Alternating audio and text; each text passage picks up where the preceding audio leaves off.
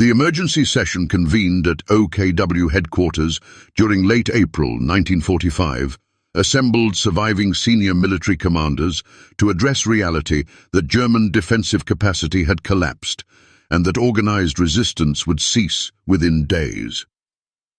General Alfred Jodl presented situation assessments documenting Soviet forces occupying Berlin, while American and British armies controlled Western Germany, creating fragmentation, preventing coordinated military operations.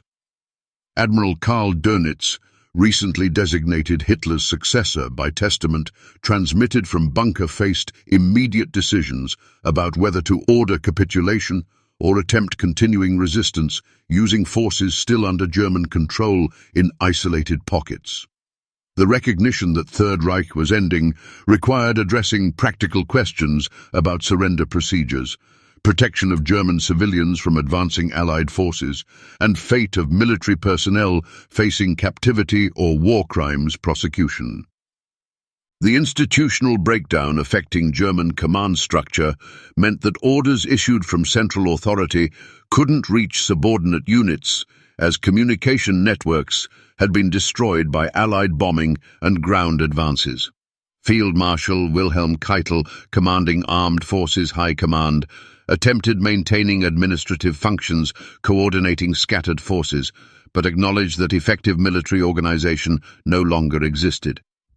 The regional commanders, including Field Marshal Ferdinand Schörner in Czechoslovakia, Field Marshal Albert Kesselring in southern Germany, and Admiral Hans-Georg von Friedeburg, commanding naval forces, operated independently, making tactical decisions without central direction. The dissolution of unified command created a situation where formal surrender required negotiating with multiple commanders controlling remnant forces rather than executing single directive from supreme authority. Colonel General Gottlob Berger, serving in various administrative capacities during final weeks, witnessed systematic destruction of governmental infrastructure as ministries evacuated Berlin and as records were burned to prevent capture. The observation was that Nazi regime's final acts involved eliminating evidence of crimes while abandoning populations to Allied occupation without provisions for maintaining order or protecting civilians. The bureaucratic collapse meant that no authority existed for organizing evacuations, distributing remaining food supplies, or maintaining utilities in areas still under German control. The institutional failure extended beyond military defeat to include complete breakdown of civil administration, leaving German population without governance during transition to Allied occupation. General Hans Krebs, conducting negotiations with Soviet commanders in Berlin during May, first attempted arranging terms that would preserve some German military organization while acknowledging that unconditional surrender was inevitable. The discussions revealed Soviet determination to impose complete capitulation without allowing conditions that might preserve German military structures. The rejection of negotiated settlement reflected Allied policy established at Casablanca Conference, requiring Germany's unconditional surrender without political compromises. Krebs' suicide following failed negotiations illustrated despair among officers, recognizing that no alternatives existed between complete surrender and futile continued resistance, resulting in additional casualties without affecting outcome. Admiral Dönitz, establishing provisional government at Flensburg following Hitler's death, faced contradiction between legal authority as designated successor and practical powerlessness as Allied forces controlled German territory. The decisions involved whether to issue surrender orders immediately minimizing further casualties, or whether to delay capitulation, enabling German forces in East to withdraw westward, escaping Soviet captivity. The calculation was that extending resistance by days might enable evacuating hundreds of thousands of soldiers and civilians from eastern territories to zones that would be occupied by Western allies. The moral complexity involved trading additional combat deaths for possibility of improving surrender circumstances for personnel and civilians who might otherwise face harsh Soviet occupation.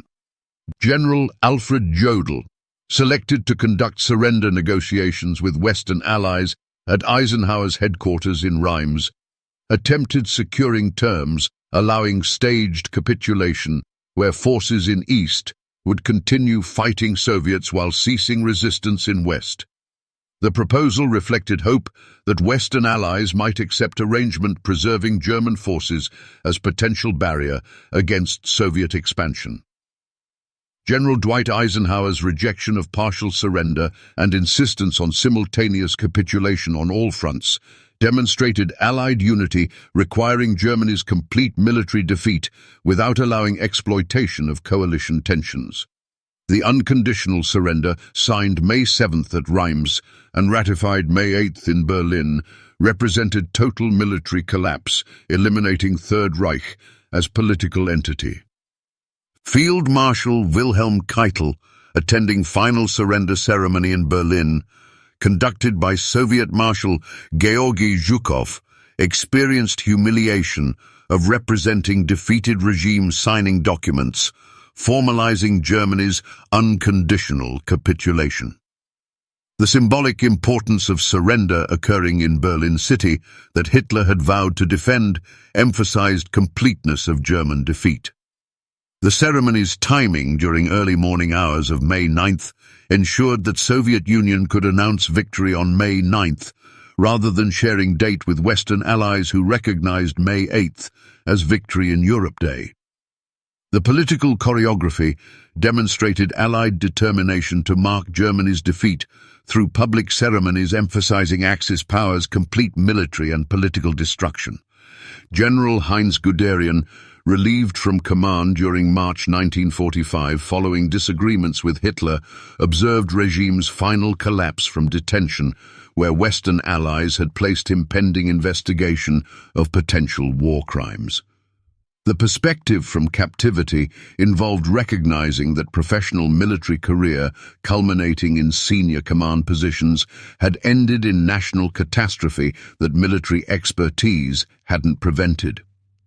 The intellectual reckoning required acknowledging that Wehrmacht's tactical proficiency and operational excellence had been expended in service of regime whose strategic objectives were unachievable and whose ideological extremism had guaranteed Allied determination to fight until unconditional surrender. The personal tragedy for officers like Guderian involved confronting that professional dedication had contributed to catastrophe rather than to legitimate national defense. Field Marshal Erich von Manstein, captured by British forces during May, faced interrogation about military operations and potential prosecution for war crimes committed by forces under his command. The legal situation confronting senior Wehrmacht officers involved distinguishing between conventional military operations and criminal acts, including massacres of civilians, mistreatment of prisoners, and cooperation with SS units conducting genocide. The defense arguments emphasized that professional soldiers had conducted military campaigns according to established laws of war, and that criminal activities were responsibility of Nazi political leadership rather than military commanders. The prosecution response documented that Wehrmacht had been complicit in regime's crimes through providing logistical support for mass murders, implementing criminal orders, and creating conditions enabling atrocities. Admiral Hans-Georg von Friedeburg, conducting naval surrender negotiations, committed suicide on May 23rd rather than facing interrogation about German naval operations. The death illustrated psychological crisis affecting military commanders, confronting personal responsibility for serving regime whose defeat revealed extent of criminality that military institutions had enabled. The pattern of senior officer suicides during weeks following surrender reflected inability to reconcile professional military identity with recognition that service to Third Reich involved complicity in unprecedented crimes against humanity. General Anton Dostler, executed by firing squad in December 1945. following conviction for ordering execution of American prisoners, represented first instance of Allied prosecution of Wehrmacht officer for war crimes. The trial established precedent that following orders wasn't acceptable defense for criminal acts, and that military commanders bore personal responsibility for violations of laws of war. The legal principle affected subsequent proceedings against senior officers who claimed that professional military duty required implementing directives even when those directives constituted crimes. The Nuremberg trials, beginning November 1945, included prosecutions of senior military leaders, including Keitel, Jodl, and Grand Admiral Erich Raeder, for planning aggressive war crimes, and crimes against humanity. The proceedings documented Wehrmacht's institutional involvement in Nazi regime's criminal activities, challenging post-war narrative that professional military had maintained honor while political leadership had been criminal. The convictions and executions of Keitel and Jodl in October 1946 marked Allied determination to hold military leadership accountable for regime's crimes, rather than accepting distinction between honorable soldiers and criminal politicians. Field Marshal Gerd von Rundstedt, detained by Western allies, testified during war crimes investigations, while avoiding prosecution due to age and health conditions. The perspective from detention involved observing younger officers facing trial for operations that senior commanders had authorized, creating moral questions about responsibility distribution within military hierarchy. The institutional defense that Wehrmacht had fought honorable war while Nazi party organs committed crimes was challenged by evidence documenting military participation in criminal activities, from planning aggressive invasions through executing illegal orders against civilians and prisoners. The custody conditions for senior Wehrmacht officers varied based on Allied perceptions of individual culpability and usefulness for intelligence purposes.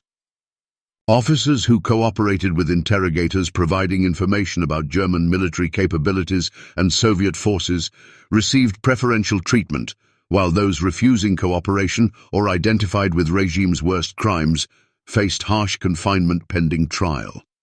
The differential treatment created incentives for officers to distance themselves from Nazi ideology and to emphasize professional military identity separate from political commitments. The practical dissolution of Wehrmacht occurred as units surrendered individually to Allied forces, with soldiers entering captivity under conditions varying dramatically between Western and Soviet zones.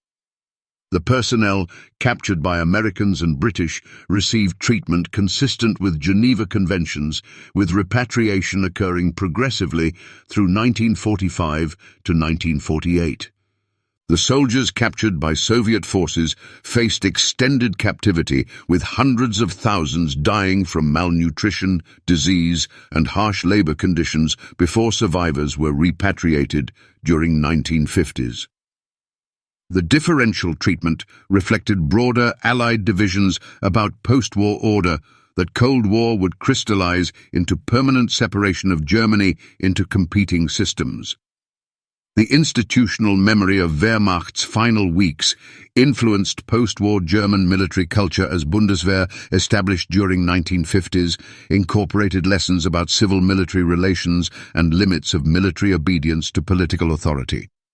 The constitutional framework created for West German armed forces emphasized parliamentary control and individual soldiers' obligation to refuse illegal orders, reflecting determination to prevent military from again serving authoritarian regime. The historical reckoning with Wehrmacht's role in Third Reich remained contested, with some veterans maintaining narrative of honorable military service, while historians documented extensive military complicity in regime's crimes. When German High Command faced end of Third Reich during April to May 1945, the experience involved confronting complete military defeat, institutional collapse, moral reckoning about complicity in criminal regime, and practical decisions about surrender procedures and personnel protection. The senior commanders who had directed military operations during 6 years of warfare faced choices between suicide, captivity, and cooperation with Allied authorities investigating war crimes. The dissolution of unified command structure meant that Third Reich's end occurred through multiple local surrenders rather than single coordinated capitulation, reflecting fragmentation that Allied advances had created. The emotional responses among senior officers ranged from defiant acceptance that military service required fighting until ordered to stop, through pragmatic calculation that further resistance served no purpose, to despair prompting suicide rather than facing defeat's consequences. The psychological burden combined professional failure at losing war with moral recognition that regime served had committed unprecedented crimes. The coping mechanisms varied, with some officers maintaining that military honor remained intact despite political leadership's criminality, while others acknowledged that Wehrmacht's complicity extended beyond following orders to active participation in criminal enterprise. The unconditional surrender, signed May 1945, eliminated Third Reich as political entity while creating legal and moral questions about military leadership's responsibility that subsequent trials and historical scholarship would address. The institutional end of Wehrmacht represented not just military defeat, but collapse of professional military culture that had served state regardless of regime's character, creating necessity for fundamental reconstruction of German military institutions under democratic oversight, preventing repetition of catastrophe that service to Nazi regime had produced.